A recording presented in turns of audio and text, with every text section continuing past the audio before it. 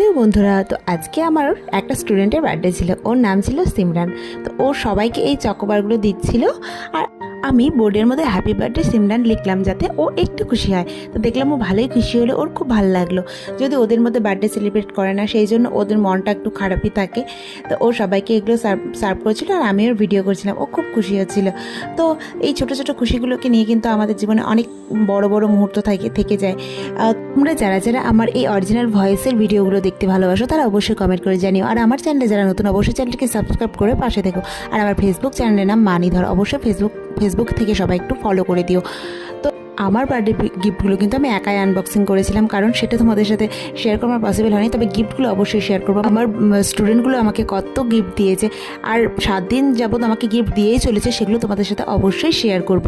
আর এত সুন্দর সুন্দর গিফট দিয়েছে যেগুলো না দেখলে তোমরা কল্পনাও করতে পারবে না। তো আমাকেও শেষ পর্যন্ত দুটো দিয়েছিল। চলো টাটা।